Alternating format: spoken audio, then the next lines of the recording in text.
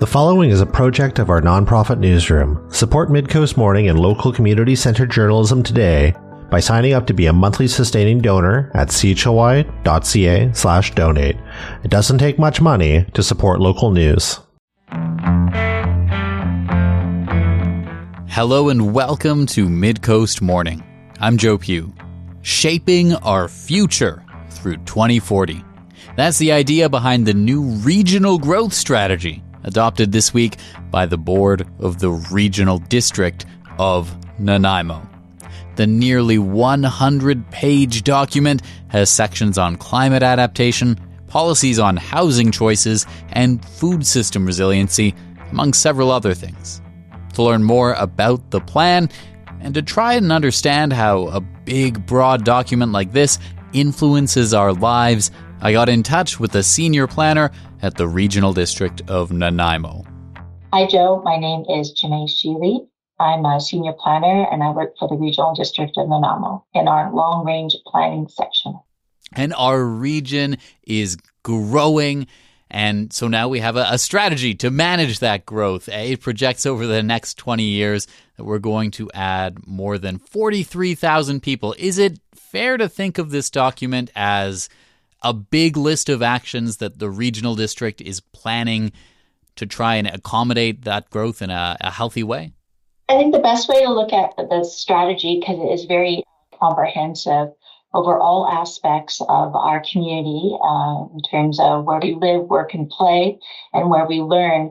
Instead of treating it as a big to-do list, it does provide a number of suggestions or strategies.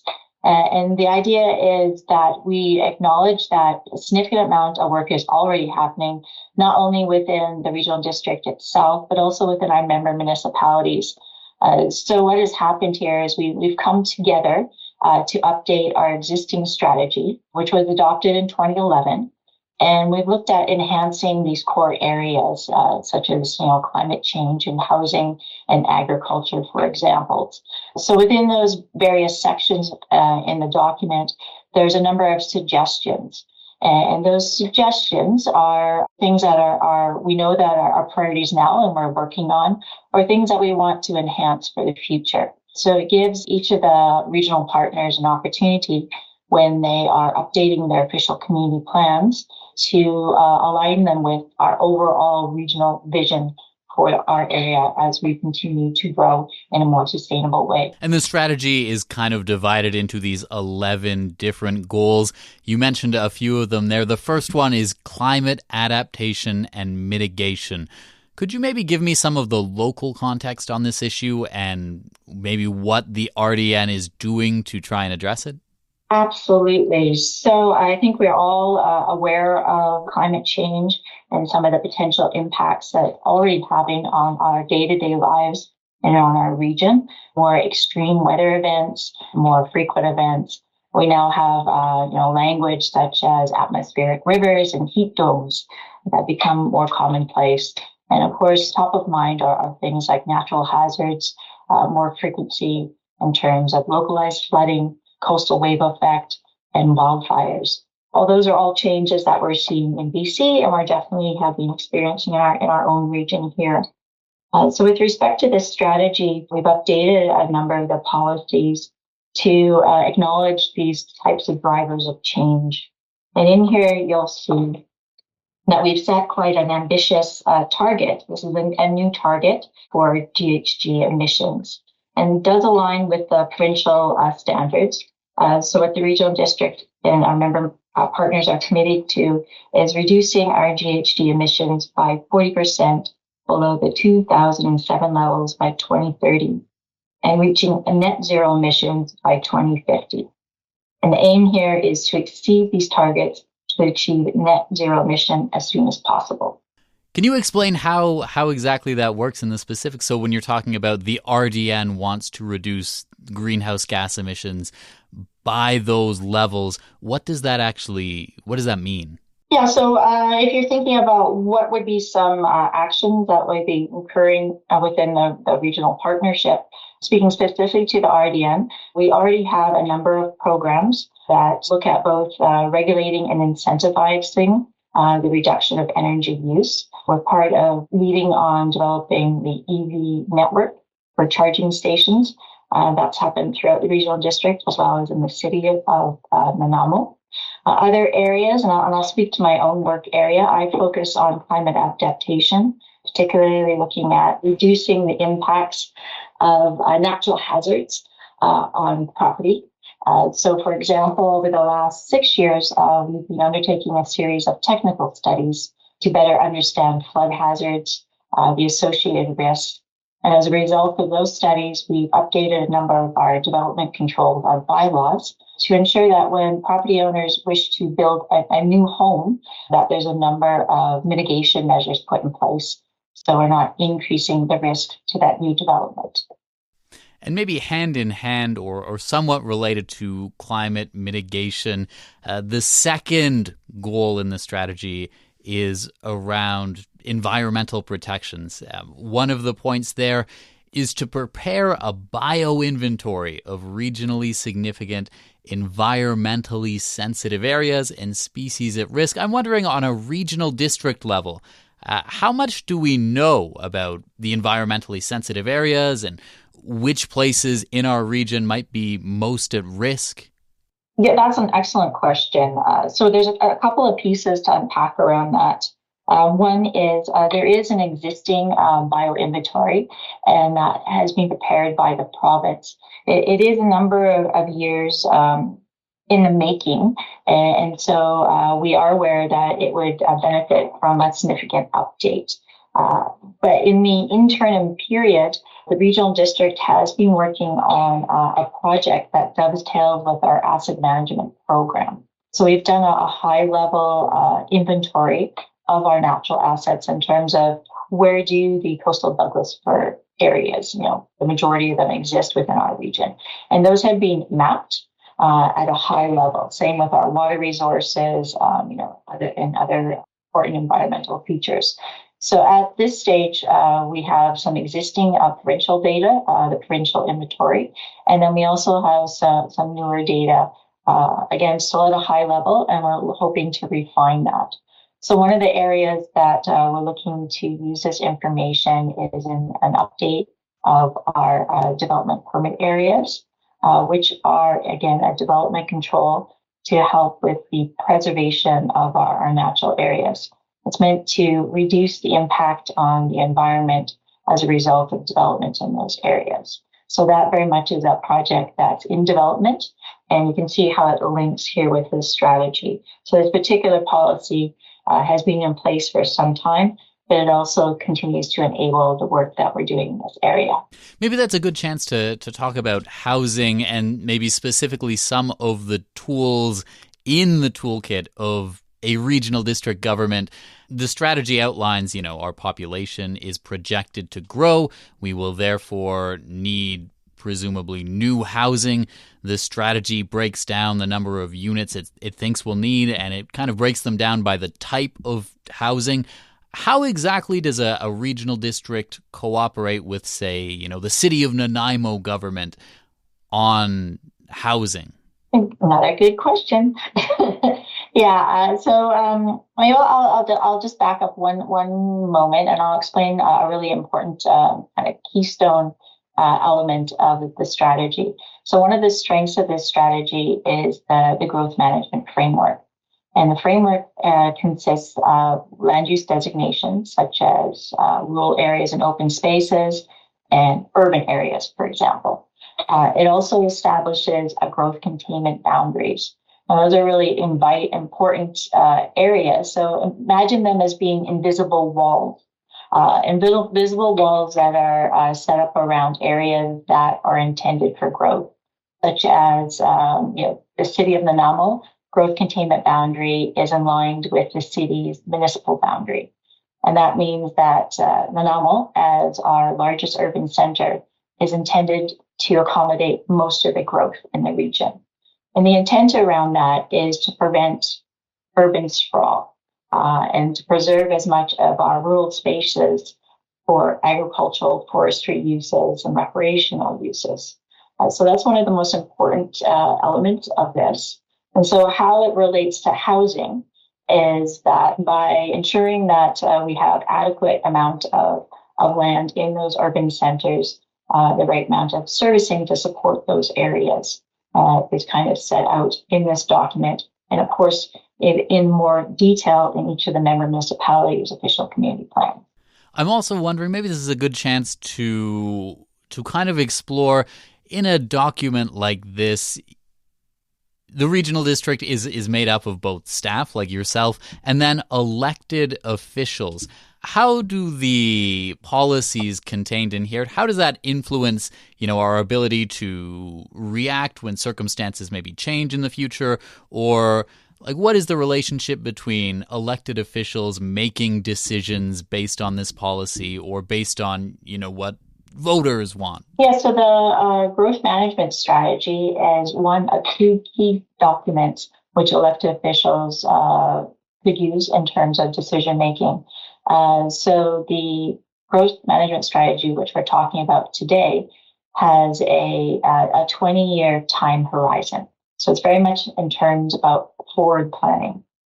And then we have the board's strategic plan, which is generally a shorter timeline of 4 to 5 years.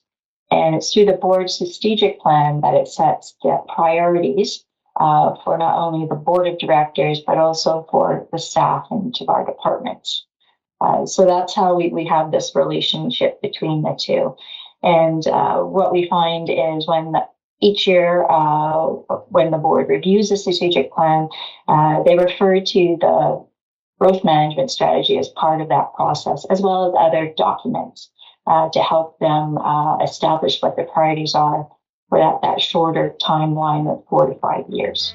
Midcoast Morning will be right back.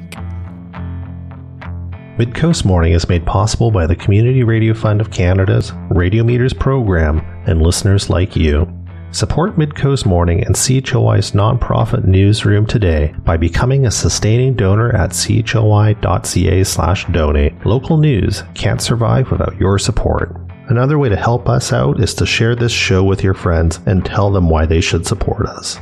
Finally, if you're listening to the podcast edition of Midcoast Morning, go and give us a positive review on Apple Podcasts or whatever podcast feed you use. It helps people find us. We're talking growth and the future on today's program. This week, the Regional District of Nanaimo adopted a new growth strategy that runs through 2040. I'm speaking with Jamai Schile. She's a senior planner with the RDN. Another goal in the strategy that stood out as really interesting to me, at least, is the idea of food system resiliency. I think we've been hearing a lot in the last few years about maybe some alarming statistics on, say, food security on Vancouver Island, if there were going to be ever some kind of emergency that would cut us off from the mainland for a prolonged period of time. Could you tell me what does our capacity to make food, what does our food system look like in the regional district? And what are the concerns? What's the strategy?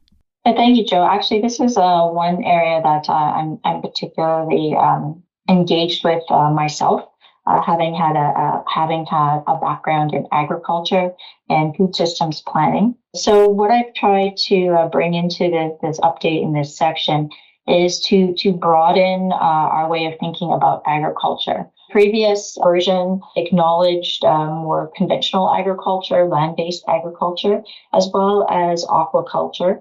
And with this updated version, we've gone even and broader than that. We're talking about specifically food systems resiliency, and we're building our policies off of some core principles. And so I'll give you an example of those. So, absolutely want to make sure we protect and preserve our agricultural land base. And it can still continue having, conflicts between our urban and our rural areas. We want to encourage diversification of our food system, including land and sea. And we want to promote farm-level climate adaptation practices in terms of water, pest management, and soil enhancement. And we also want to support First Nations food interests and risks. So we really broaden the scope in terms of food systems, and the way I describe it, it's literally from field to fork and all through the food chain. The strategy mentions some interesting kind of context on that front. So it shares that about 9% of the RDN's land base is in the agricultural land reserve. It shares that there are 345 farms in the region. And something that really stood out to me was that it says that the average age of producers was 60. Is that something that the RDN kind of has any tools in its toolbox to address? Yeah, so that's actually not a figure that's unusual in BC. So that is really seen across the province in terms of the average age of farmers. So I know through the Ministry of Agriculture and the BC Agricultural Council, there's a number of programs in place that will help with succession planning. There's also some really great programs in terms of mentorship and land swapping or making land available to new farmers. We see a fair bit of that in the Cowichan Valley and to some extent here in our own regional district. So there could be a situation where a farmer with years of experience who may be wanting to reduce workload or their direct involvement makes land available to a newcomer or a new farmer. And there's some really great programs out there for mentorship around that. So that's one area where, the strategy would support that. And then within our capacity of the regional district, we try to make, the good connections with the existing agricultural organizations, such as, the Cedars Farmers Market, the Farmers Institute, and then through our Agriculture Advisory Committee. The strategy also focuses a little bit on our economy in the region, or the idea of economic resiliency. It says that our economy is it's moving from being resource-based to being more diversified. At the RDN level, what are you tracking with respect to our economy, and what are the considerations as our population grows? Absolutely. Our economy is projected to continue to become more diverse over time. And we have already been moving away from a traditional resource-based economy to economy that has additional drivers. We also know that at the moment, as with other areas in BC, there potentially is a shortage in our labor force as well as an aging population. And there are higher costs of living as well, kind of rolled in there. But recognizing that we're going to build on our economic strengths, areas where they're seeing growth is particularly in agriculture, seafood, and forestry are still going to be kind of a priority for our region as well as for the island. But they're seeing more growth in areas such as the service sector, the health, the social sector, education, and technology. And we're anticipating further change in these areas as our community continues to grow. Sectors where there's more professionals, scientific, business services, as well as education and health services. We're seeing an increasing demand in recreation and attraction to the area, and a shifting focus towards more of a greener economy and more technology-based, involving more skill levels. So there's some huge opportunities here, along with innovations in low-carbon solutions, which are key areas for future economic growth.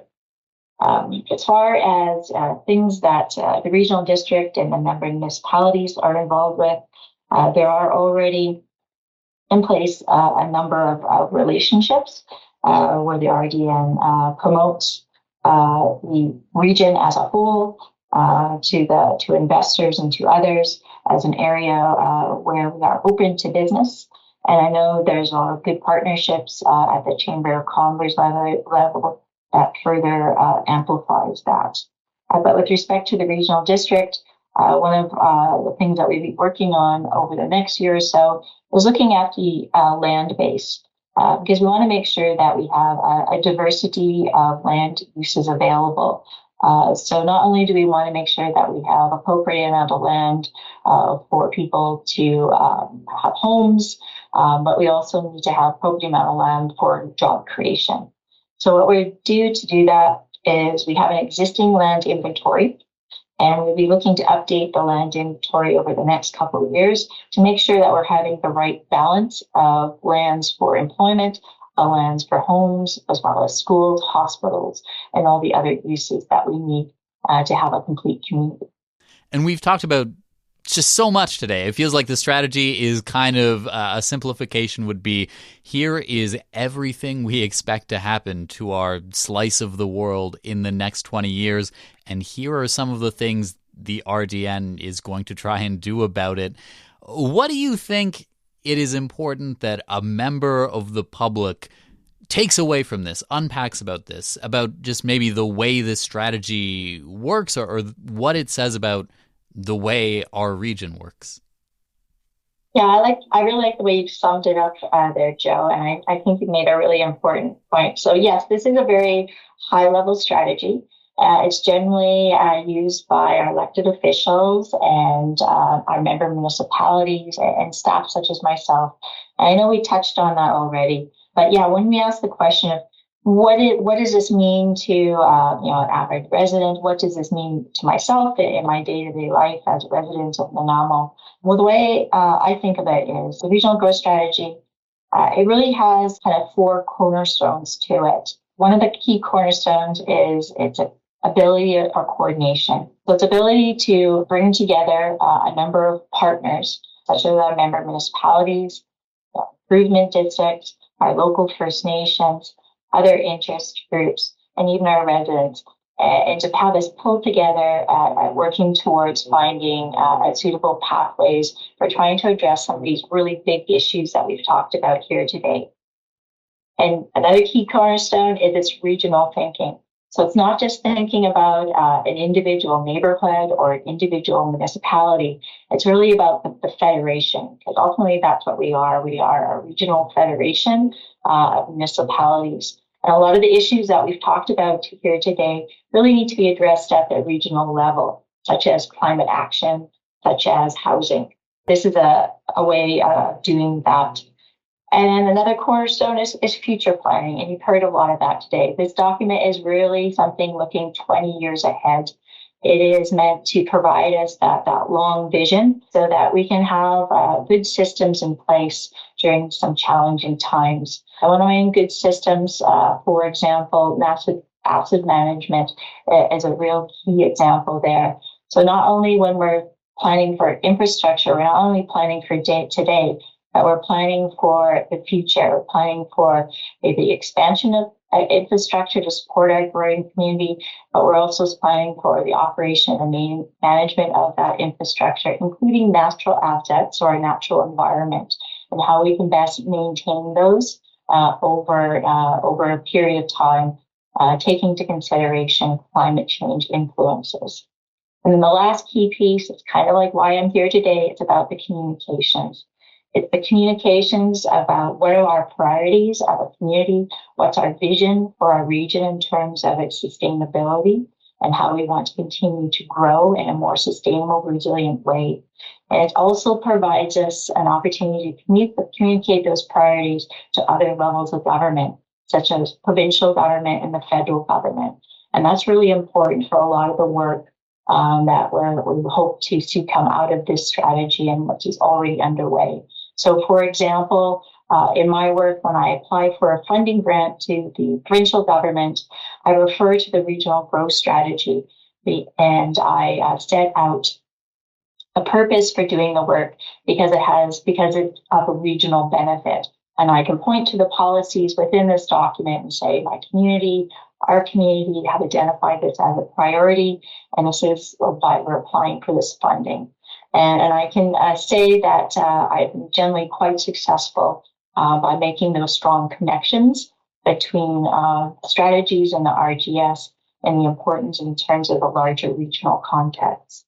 As far as the individual homeowner goes, I guess knowing that there is a growth management plan in place, knowing that when we're thinking about healthy communities, vibrant communities, that we're taking into account how we're interacting with the land, how we're acting with our transportation systems, our local economy, and how we support each other and how we're all interlinked. And again, at the heart of it is knowing that we're directing the majority of growth into key centers, our urban centers and our rural village centers, so that we have appropriate amount of open space and natural environment so that we can enjoy for both recreational use, forestry, agricultural uses. So it's really trying to find that balance between living with and working with the land. Jamai Schile is a senior planner with the Regional District of Nanaimo. This week, the RDN adopted a new growth strategy, which was the subject of our conversation.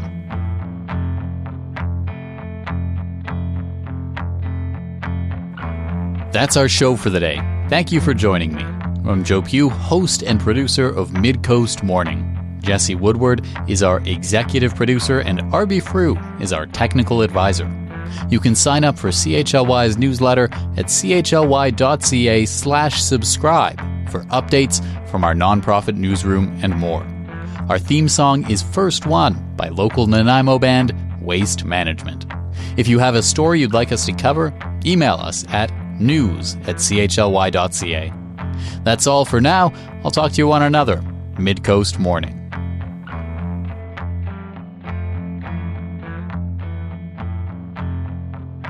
Midcoast Morning would not be possible without the funding of the Community Radio Fund of Canada's Radio Meters program and listeners like you. Midcoast Morning is a project of CHLY's nonprofit newsroom. Support nonprofit journalism in Nanaimo and on the Salish Sea today by becoming a monthly sustaining donor at $5 or more per month. Support the program at chly.ca/donate. If you're already a supporter, record a voice memo telling others where you're listening from and why they too should support our work. After you're done, you can email it to us. Also, share the podcast with your friends. While Meta is blocking Canadian users from sharing news content on their Facebook feeds, you can still share our podcast directly with your friends via Facebook or Instagram Messenger. Finally, this program acknowledges and gives thanks to the Snuneymuxw First Nation as we broadcast and podcast from their traditional territory. Thanks for listening.